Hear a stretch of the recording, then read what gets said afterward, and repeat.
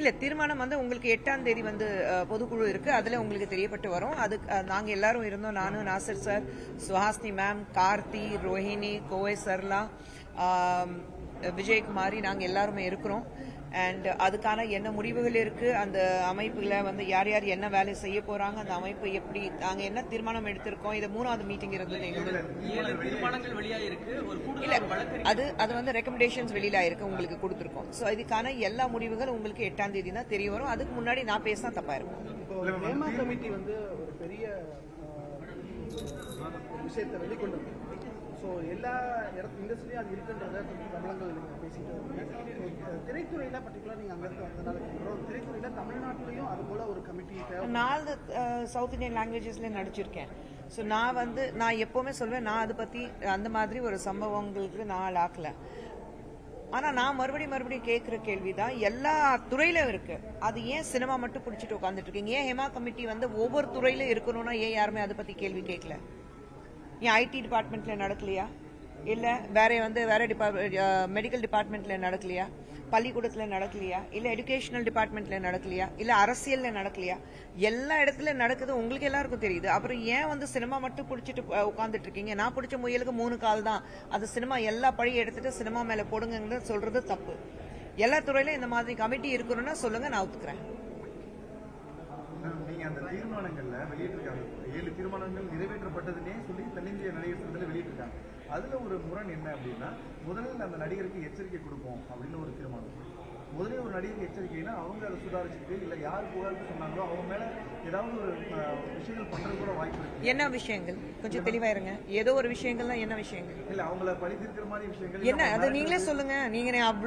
நீங்க யோசிக்கிறீங்க தம்பி, ரோடு போட்டு ரூம் போட்டு யோசிக்கிறீங்கன்னா எந்த மாதிரி விஷயங்கள் அது கொஞ்சம் தெளிவுபடுத்திங்கன்னா நான் பதில் கொடுக்க முடியும். அவங்களுக்கு எந்த ஒரு பாதுகாப்பு கொடுக்க முடியும் அப்படிங்கிறது இல்ல நீங்களே என்ன விஷயங்கள் பண்ண முடியும்னு சொன்னீங்க, அதுதான் கேட்கிறேன். இல்ல அதுல என்ன குறிப்பிட்டீங்கன்னா அந்த நடிகர் எச்சரிக்கை கொடுப்போம். ஒரு ஜஸ்ட் அவங்க ஒரு விடுற மாதிரி தான், அவங்க எந்த ஒரு சட்டப்பூர்வ நடவடிக்கை எடுக்காம அவங்களை வந்து ஒரு டைம் மன்னிச்சு விடுற மாதிரி. நீங்க ஏன் அது முடிவுக்கு வரீங்க? தீர்மானம் நாங்க கொடுத்துருக்கோம். எச்சரிக்கைனா என்ன? யார் இருந்தாலும் முதல்ல எச்சரிக்கை தான் கொடுப்போம். அது வந்து என்ன ஃபர்ஸ்ட் உங்களுக்கு அது தீர்மானத்துல என்ன இருக்கு? பாலியல் குற்றச்சாட்டு ஈடுபட்ட ஒரு நடிகர் மீது முதலில் அதற்கான எச்சரிக்கை விடப்படும். ரைட் அப்படின்னு இருக்கு. அந்த எச்சரிக்கை விடப்படும்னாவே அவங்களுக்கு மன்னிச்சு அத இல்ல மன்னிச்சு விடுறது இல்ல, எச்சரிக்கை கொடுக்கறது நம்ம ஒரு குடும்பத்துல இருக்கோம். ஆனா நீங்க சொன்னீங்கல்ல, அது விக்டிம்க்கு வந்து வேற மாதிரி இருக்கிறதுக்கு வாய்ப்பு இருக்கு, அவங்க வந்து பழி வாங்குறது. அது எந்த வகையில நீங்க கேள்வி கேட்டீங்கன்னா தெளிவாக புரிய வைங்க, அப்போ நான் சொல்றேன். எச்சரிக்கைனா வார்னிங் கிளியரா இருக்கு. எச்சரிக்கைனா வார்னிங் இல்லைங்க. அது ஐஓஎஸ் இருக்குங்க. நீங்க அது ஒரு விஷயம் மட்டும் பிடிச்சிட்டு உட்காராதீங்க. 7 தீர்மானங்கள் இருக்கு. 7 தீர்மானங்கள்ல என்னென்ன இருக்கு, அந்த எச்சரிக்கைங்கிறது எந்த அளவுக்கு இருக்கு, அதுக்கு ஏத்த மாதிரி first we have to bring a IOS, அந்த இன்வெஸ்டிகேஷன் நடக்கும், அதுக்கு ஏத்த மாதிரி தான் ஒரு நடவடிக்கை எடுக்க முடியும். மீடியாவுல பேச வேண்டாம்னு சொல்லிட்டு ஆமாங்க.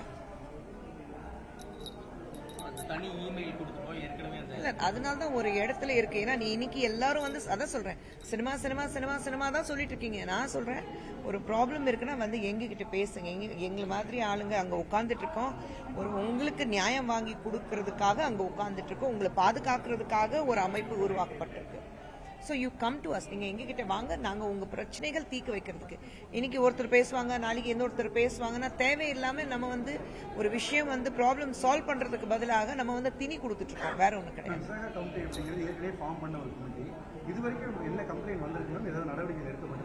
கம்ப்ளைண்ட் வரலையே, அதுதான் நான் இது வரைக்கும் பேசிட்டு இருக்கோம்.